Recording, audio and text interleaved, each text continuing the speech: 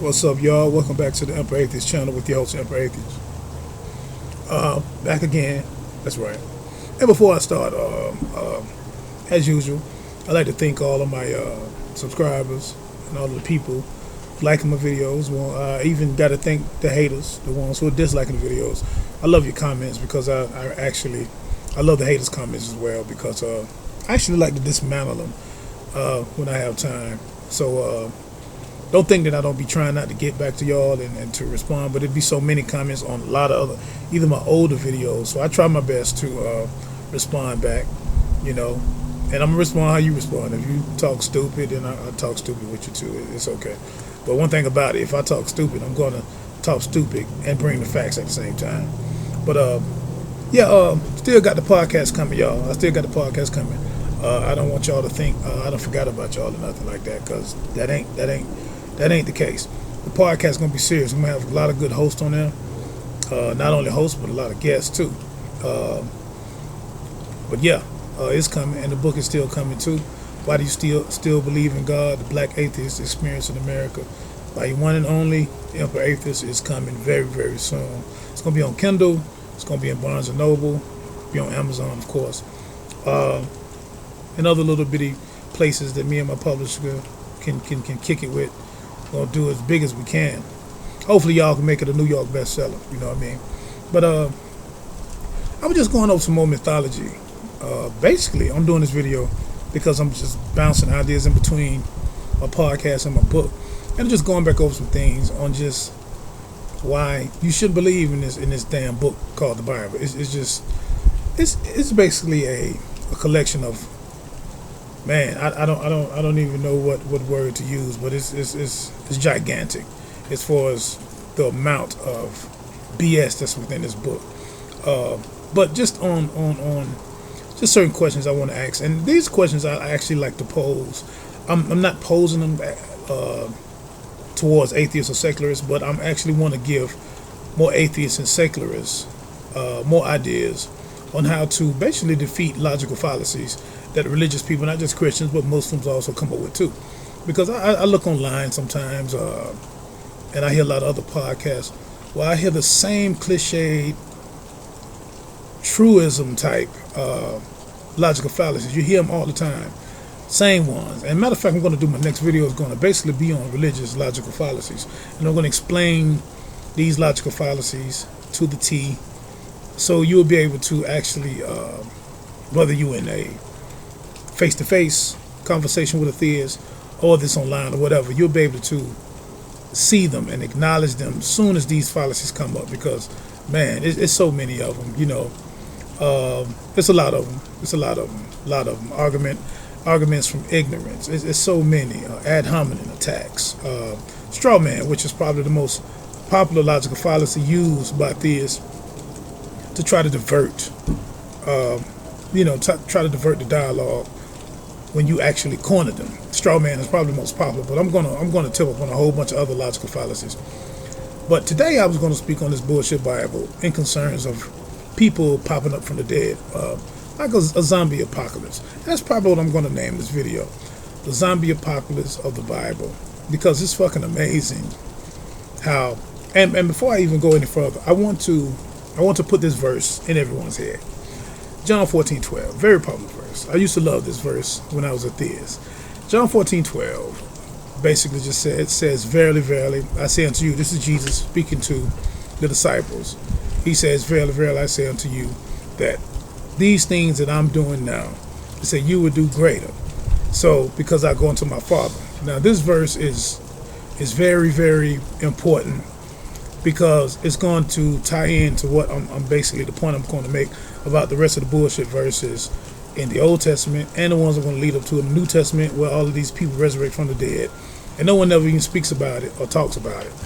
But I start off with the Old Testament, so-called Old Testament. As y'all know, I say so-called Old Testament because there's no such thing as the naming of these testaments to the church father. This was something that later came at the event of the Nicene Council and the church fathers creating Christianity with the Bible. But First King, Jesus himself, according to the New Testament authors, resurrected three people. You know Lazarus, everybody know the story of Lazarus. Jairus' daughter. Jairus, who was married to who was married at the time. I think this is in Luke. This is in Luke. Jairus' daughter is Matthew 9:18, where he resurrects Jairus' daughter. He resurrects Lazarus, of course, which we know that's in John chapter 11. And the funny thing about these resurrections, and he also resurrected this widow's son. I think this is in Luke chapter 7 at a place called Nain. And these are three people that Jesus himself resurrected. And of course, according to the New Testament, Jesus himself resurrected. So that's four people right there, off the rip. They resurrect from the dead. Some shit that goes against all natural sciences.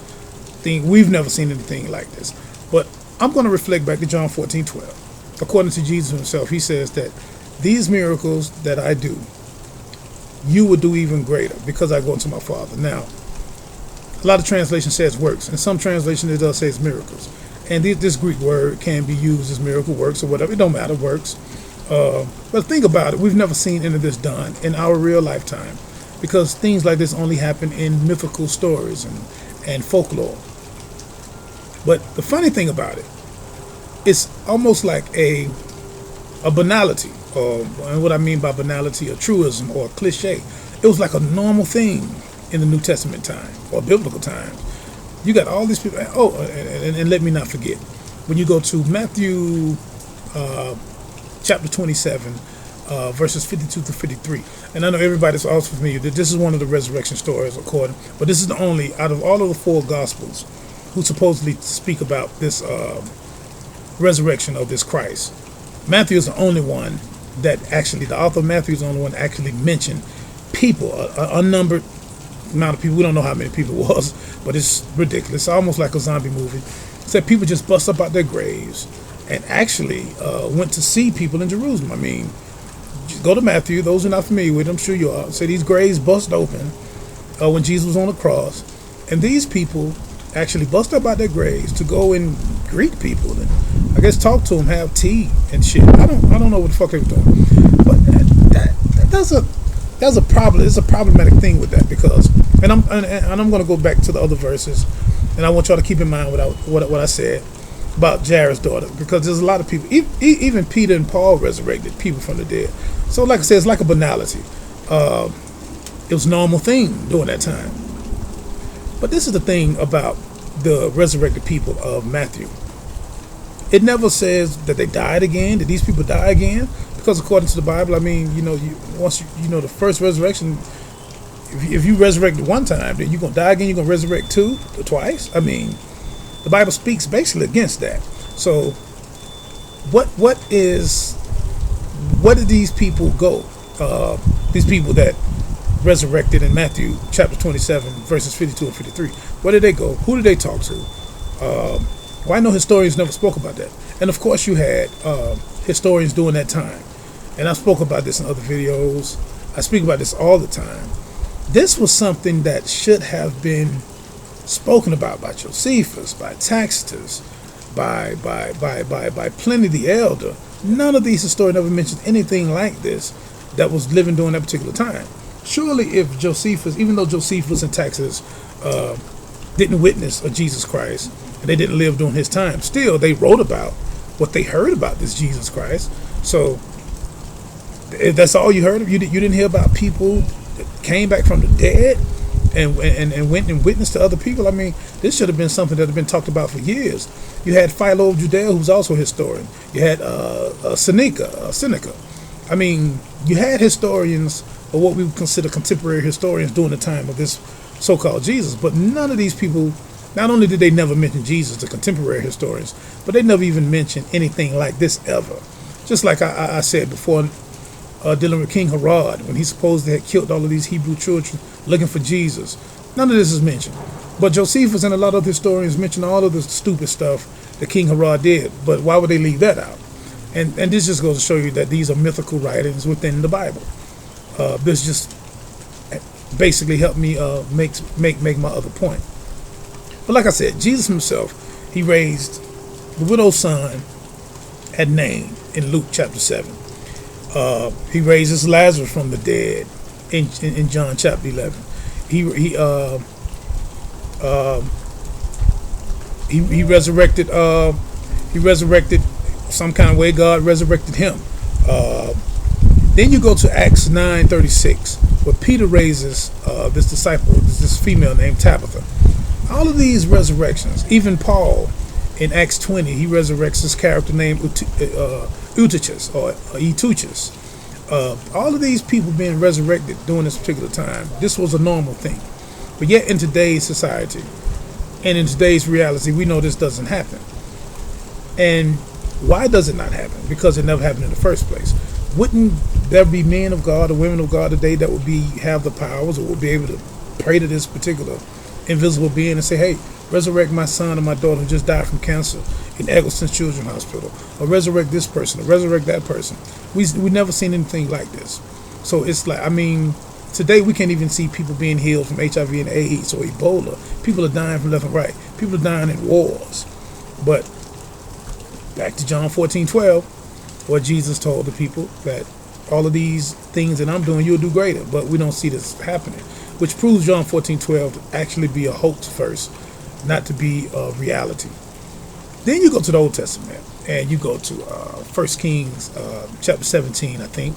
Yeah, that is chapter 17, where Prophet Elijah, before he was swirled up in the spaceship or wherever the hell he went, he resurrected a man at a request of his mother, I believe.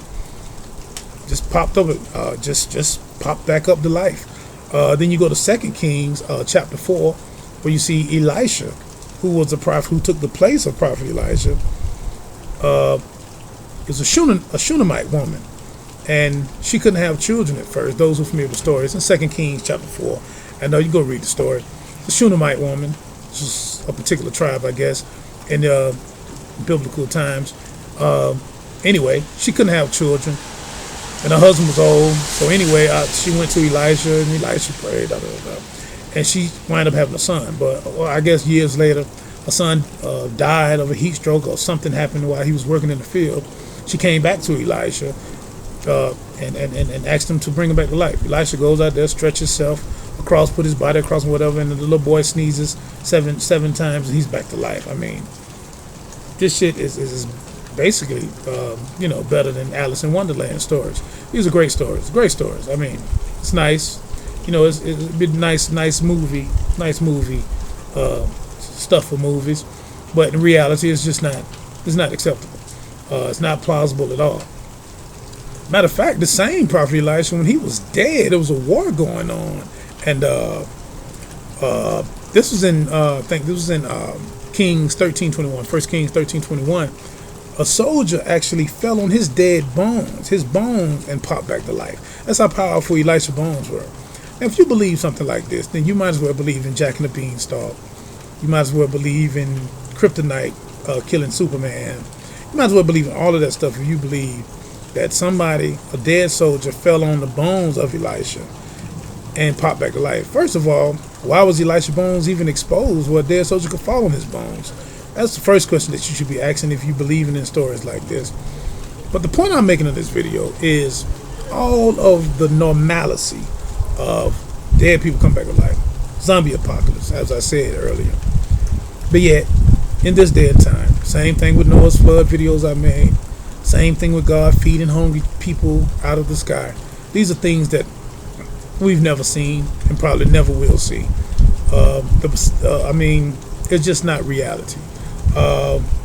Like I said, even Peter, and y'all know Peter was the guy who basically denied this Jesus 3 times. Basically, he became a coward.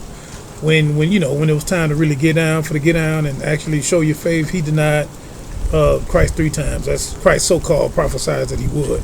But even Peter raised somebody from the dead. I mean, wow. So you got cowards, disciples that even had the power to raise the dead. But yet no one can do that today. Which takes me back again to John 14:12. That verse must be a lie, because Jesus said that all these works that I do, you shall do greater. But obviously no one is doing greater than that today. I mean, church today, preachers today only, I guess the greatest thing they can do is get a lot of money and buy jets. I guess that's great. Maybe that's great.